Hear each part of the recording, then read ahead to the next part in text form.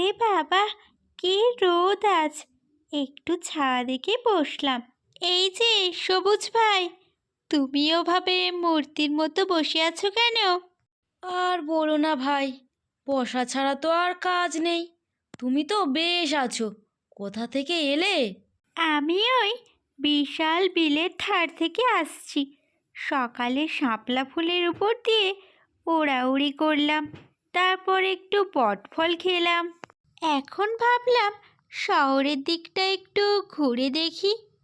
তা তুমি এই লোহার ঘরের ভিতর কি করছো?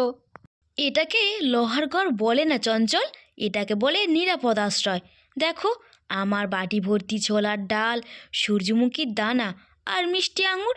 তোমার মতো খাবারের খোঁজে আমাকে মাইলের পর মাইল উঠতে হয় না।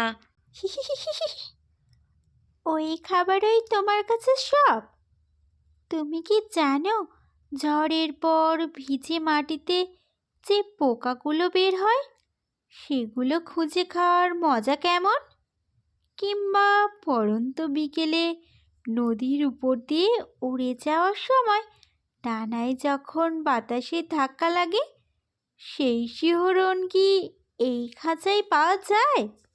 একটু রেগে গিয়ে হীরামন বলল, ওসব কবিত্ব ছেড়ে দাও। কাল রাতে যখন শিলাবৃষ্টি হচ্ছিল, তুমি কোথায় ছিলে? নিশ্চয়ই কোনো গাছের কোণে ভিজে একসা হয়ে কাঁপছিলে।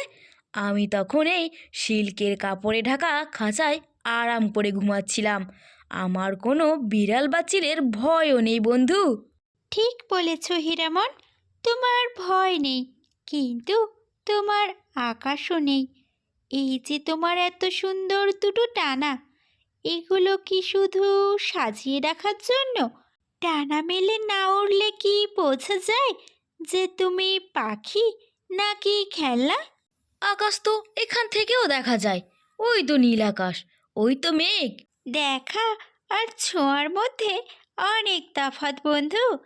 তুমি মেঘ দেখেছো শিকের ফাঁক দিয়ে, আর আমি মেঘের বুক চিরে উড়ে যাই।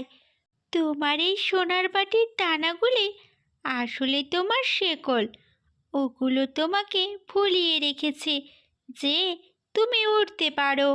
চঞ্চলের এই কথা শুনে হীরামন চুপ করে থাকে একটু, তারপর সে বলে, মাঝের মধ্যে আমারও ইচ্ছে করে জানো, ওই বড় নিম গাছের মগ ডালে বসে একবার সূর্য উদয় দেখতে। কিন্তু আমি তো পথ চিনি না, বাইরে গেলে যদি মরে যাই। মরতে তো একদিন হবেই হীরামন, কিন্তু বন্দি হয়ে বেঁচে থাকার চেয়ে ডানা মেলে মরা অনেক ভালো। এই দেখো, বাড়ির লোকটা খাঁচার দরজা ঠিকঠাক লাগাতে ভুলেই গেছে। সাহস করো, বেরিয়ে এসো। আমি কি পারবো যদি আমাকে চিল ধরে ফেলে?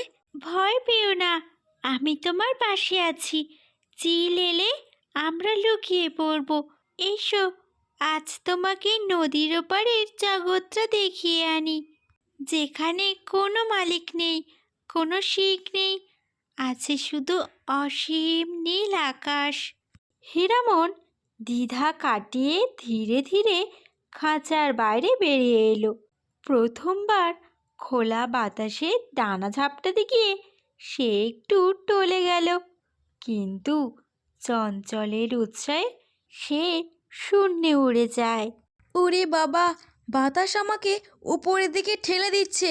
চঞ্চল দেখো, আমি উড়ছি, আমি সত্যিই উড়ছি। এটাই তোমার আসল পরিচয় হীরামন। চলো এবার মেঘের দেশে যাই।